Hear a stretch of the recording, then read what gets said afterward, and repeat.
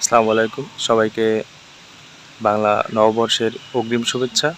আসলে আমি নববর্ষ সম্পর্কে আজকে আপনাদের সামনে কিছু একটা কথা বলবো।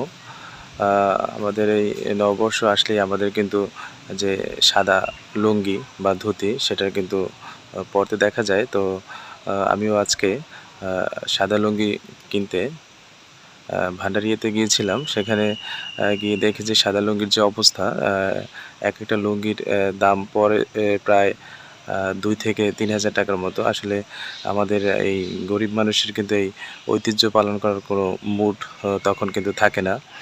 তারপর যে সাদা পাঞ্জাবি, আসলে আমরা সাদা পাঞ্জাবি বা লুঙ্গি এগুলো আমাদের ঐতিহ্য যদি থেকেও থাকে তাহলে আমাদের যা আছে মানে আমাদের নিজের যা আছে সেটাই কিন্তু আমরা পড়তে পারি। এই যেমন সাদা যে শার্ট সেটা কিন্তু আমরা পড়তে পারি। মানে ঐতিহ্য নিজের মতো আরকি। আপনার যে ইচ্ছা মতোই মনে করেন যে একটা ধরাবাঁধা যে আপনার পড়তে হবে, আপনি যা পড়েন না কেন তাতেই আপনার বৈশাখ পালন হয়ে যাবে।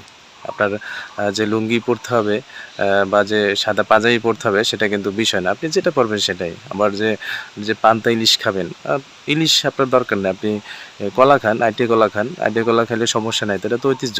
বৈশাখ পালন করবেন, আইটে কলা খাইবেন, সমস্যা নাই। যেটা খাবেন সেটাই আপনার পালন হবে। এমন না ধরা-বাঁধা নাই যে আপনার মনে করেন ইচ্ছা মতো আপনি যা করার ইচ্ছা মতো করতে পারেন বৈশাখে। কোনো সমস্যা নাই। এবার নববর্ষে বিকল্প পথ বেছে নিলাম। মানে ইলিশ মাছের পরিবর্তে বাজার থেকে কিছু আইটে কলা নিয়ে আসলাম।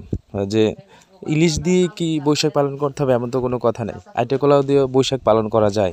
আইটে কলা হচ্ছে আমাদের প্রধান ঐতিহ্য। আর আমরা এই ঐতিহ্যকে নিজ মনে ধারণ করি। দেখেন বাজার থেকে কিছু আইটে কলা নিয়ে আসলাম। দেখেন